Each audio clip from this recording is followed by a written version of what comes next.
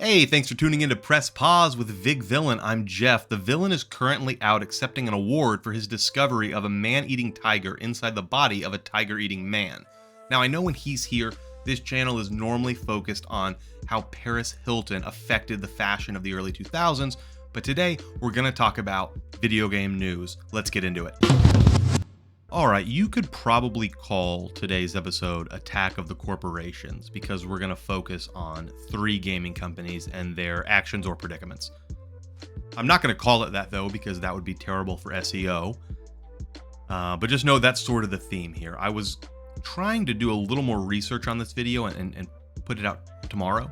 However, Nintendo has announced a direct for tomorrow morning. I want to make sure I cover that. So we're pushing this out now, giving you my initial thoughts on some of these pretty interesting stories that all sort of seem to have popped out overnight last night. Final Fantasy makers' 30% plunge may be just the beginning. Now, Square Enix has lost about $2 billion in valuation since the release of Final Fantasy 16. No one's saying the game's to blame, but it's part of an issue they seem to be having as far as the way they produce titles, the way they release them. You might remember in the fall of 22, they were just spitting out titles, things like Tactics Ogre Reborn, Harvestella, Diophil Chronicle, and it didn't seem like there was a lot of rhyme or reason, right? And that's Valkyrie Elysium. I mean, there were so many titles they were pushing out, right? And it seems like there's not a ton of coordination or design in between the different productions, right? Like each game is sort of treated like its own little fiefdom. Producers are king and they're pushing stuff out. They have not been able to really get another big franchise besides Final Fantasy and Dragon Quest, which are the old guard that they've been relying on. So the new CEO that took over in the summer is going to be focused on big budget titles and scaling back all of the smaller projects they do. We've already seen them, last year selling off a lot of their Western developers over to Embracer Group. Yikes. And I think we're going to see them focus down a lot more on trying to not only put a lot of love into their known franchises, but also trying to maybe come up with that next franchise, that next big IP. The article goes on to talk about they have really fallen behind companies like Capcom or ActiBliz as far as where they stand with market value. And I think this is a serious issue, and it's terrible to watch such a storied and old guard studio that has a lot of great history in gaming struggle like this. But you see here we've got, let me pull this up, but from Macquarie Capital Securities Japan analyst Yija Zai wrote in a letter to clients, "We remain concerned with the company's game development structure and game quality control, which could limit the longer-term performance." We've got Sirkin Toto, a Tokyo-based industry consultant, saying Square Enix has problems with their games output. Too many of the company's games are kind of conventional and don't aspire to become blockbusters. These titles get a 70% rating on Metacritic, are kind of okay, and are just very forgettable. And that's just indicative of what's going on over there. You had about a dozen analysts that follow the company cut their price target for the stock, and long-term investor Sumitomo Mitsui Trust Asset Management slashed its holdings in the company. Now, Square is not dead, but they are in some trouble here, and I think it's worth noting this is likely going to be something that takes years to pull them out of, just because of how long placing bets on AAA games. It's going to take 5-6 years before we start seeing some of the fruits of that. I think this also, interestingly enough, maybe puts them in position for some more consolidation in the industry. I know a lot of people freak out when you hear that term, but I do think they've got to be on a company like Sony's radar, right? Or some of these other, Nexon, Tencent, maybe some of these other companies are looking to expand, and maybe not even a straight acquisition, but a merger for some of these smaller firms is something I think we might see discussed, just because the length of time it's going to take for Square Enix to repair itself. They might not have the luxury of that time. So they might choose to do some more divestitures or look at doing like an M&A. So something to keep an eye on there. That's the quickest of the stories maybe. We kind of started off on a sad note there. Let's go to something a little bit cooler. What if when I said cut to something cooler, it just hard cut to like a dog on a boat with like a beer, wind in his fur, sunglasses. What if it was just like a smash cut to me, no top, just flexing down? I wouldn't do that to you. I wouldn't do that to you. Maybe I would. Let's talk Apple. iPhone 15, baby. Second story, a little company called Apple. Maybe you heard of them. They announced yesterday the iPhone 15 and iPhone 15 Pro Max. Now, iPhones are cool. I got the 14 Pro Max, and I usually only upgrade every 4 years or so. So I'm kind of stuck with this one for a while, which is a shame because the 15 is apparently going to be the best iPhone ever for gaming. They revealed that the new chipset they're using, much like with how the M1 and M2 in Macs and their laptops, has done a lot to push gaming over there forward. And now they've got that system to basically kind of like natively port or whatever games over to Mac. They're looking to do the same thing here with the iPhone.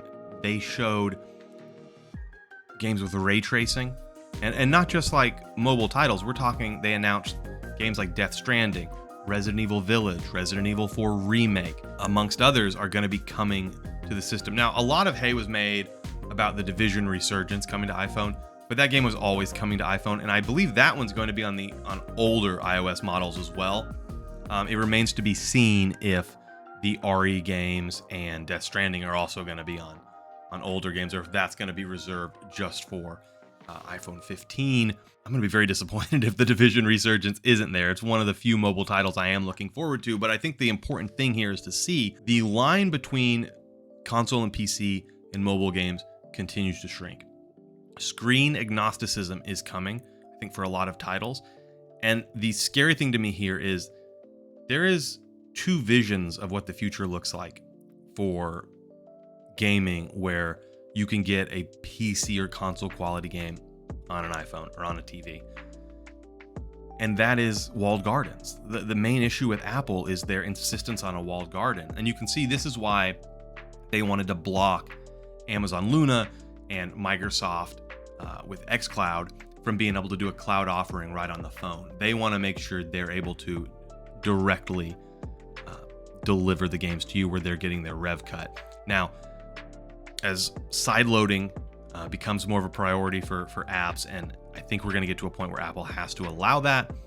Hopefully we see more companies creating stores that go around what Apple can do, but it's important to take a look at these things. Even if you don't normally play mobile gaming makes more than PC and console revenue-wise. And these companies, that's what they really care about. At the end of the day, they're looking at the cashola.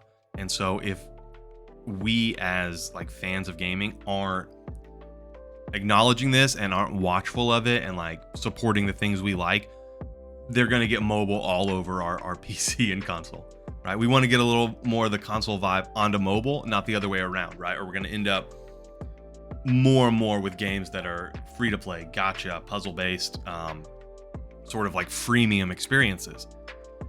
And so to me, this is, while very cool to see an iPhone that's able to have like ray traced 30 FPS, like quality looking titles like RE4 Remake, it's also a little bit scary to see that they may just cut out the middlemen we know, right? That story ended up being negative too. All the stories are kind of negative today. That story was negative. This next one's really going to be negative. I saved it for last. This next story is the worst. Unity plan, pricing, and packaging updates. This is a blog over on Unity's website.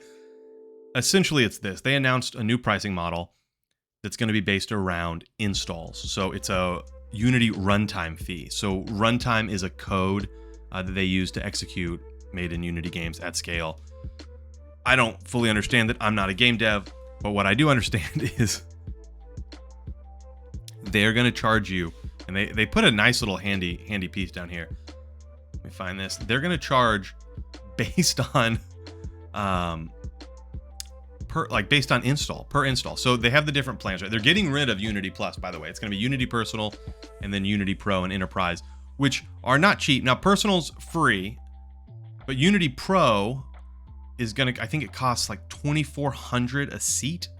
So for each editor working in the engine, it's $2,400 a year. Unity Enterprise is like $4,900 a year, roughly, per editing seat.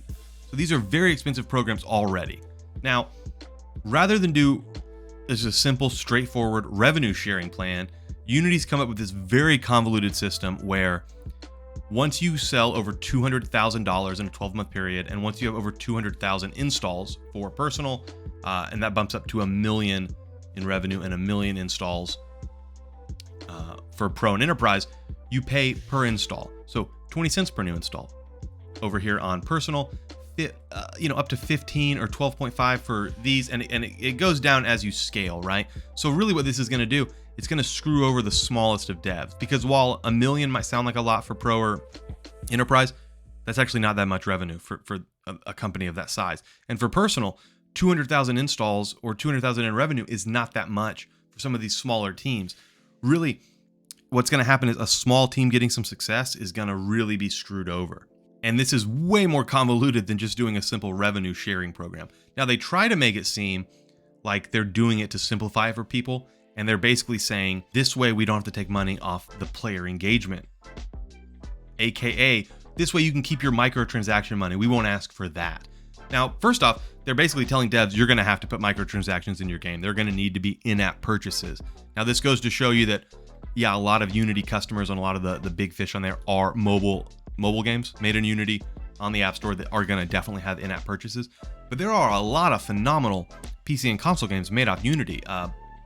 Most recently, people think of, Sea of Stars, which just recently came out. That game has already hit 250,000 sales, so they would be affected by this. Games like Cult of the Lamb, and more. Now, what's interesting here is this is the same, CEO of this company who said, and pardon my French, but I'm going to quote him, game developers who don't do in-game monetization are fucking idiots.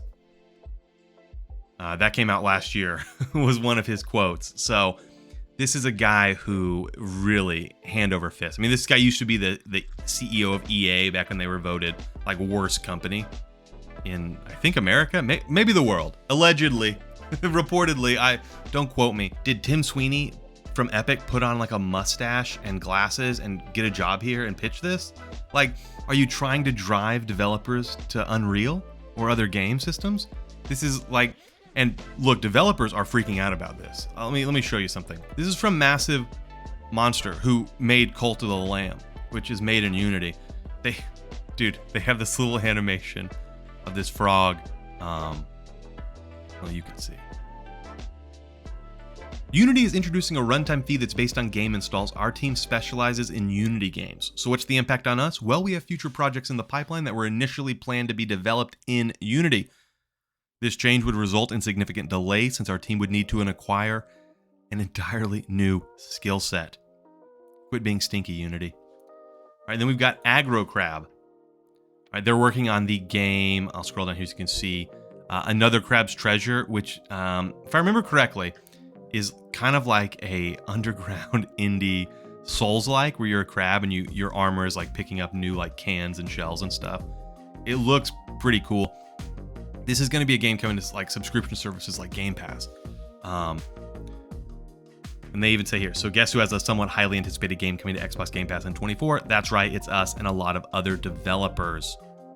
So when you think about games being charged per install, and you think about a subscription service like Game Pass on Xbox or PC, or like PS Plus for PlayStation, or Apple Arcade if you're a mobile developer, you're going to get a lot of installs from people who just want to try the game for a few minutes. And if you're paying per install or multiple installs across the same device, it gets very messy. Now, some employees from Unity tried to walk back some of these things and say, okay, no, it's only going to be on the initial install, and we'll track if it's multiple devices and all this stuff, and we'll try to not look at fraudulent things. It's a mess though, man. How are you going to track all of this stuff? Now, obviously, Unity is going to be doing some tracking, but this is a company who has in the past pushed developers to like pay them, hey, we think your game sold better than it did, so you owe us certain revenue goals, right? So now they're going to be trusted to tell people like, this is how many installs you actually had. No, we're tracking it ourselves. We know. And build these developers. Secondly, when pushed on what's going on with Game Pass, Stephen Totillo over at Axios actually reached out to Unity and got some interesting information where they said Developers won't be on the hook for installs through subscription services like Game Pass, PS Plus, Apple Arcade. No. The distributor will pay for those. Dude, this is my favorite part of this whole story. This is insane. Okay? They're saying like, oh no, if you make a deal with Game Pass, we'll just charge Microsoft for every install.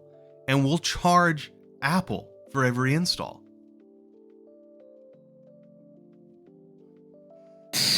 What? This is not, they have not thought this rollout through. If they think, oh yeah, we're just going to charge the distributor. Apple and PlayStation and Microsoft, these are huge companies. They're making deals with the individual developers. You can't then turn around and be like, oh, you made a deal with them? Well, now you owe us, you owe this third party X. They're not going to pay that. What they're going to do is not take games with Unity. They're not going to take games in Unity onto their service. Why take that risk? All right, and the issue here, the scary thing is Unity's doing this, rolling this out, and they are a very popular developer. I believe 12 of the top 20 best-selling releases on Steam this month are made in Unity.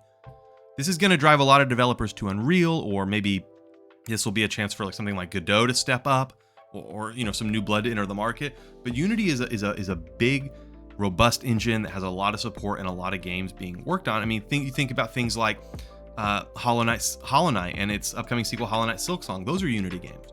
All right. So you've got to wonder how many developers are like caught with their pants down years into a project, and now this is the new. Pray I don't alter the deal further, right? Like, this is crazy. This is going to have a pretty big industry effect, because even if Unity walks this back, which I think they're gonna walk this back this week, the PR damage in a lot of ways is done.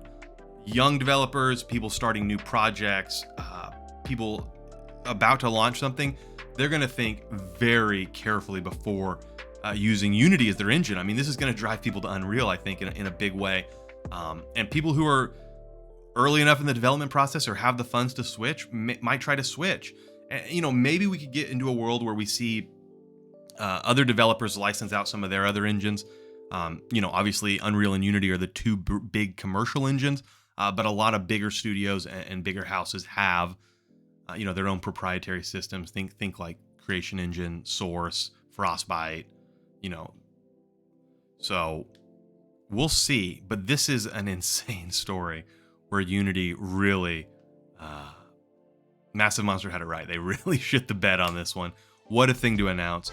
I mean, just a way to freak out a ton of people who are your customers, right? The devs. So I think they're going to walk this back by the end of the week, but we will see. Yeah, so I think that's it for today. Like I said, tomorrow morning is going to be a Nintendo Direct.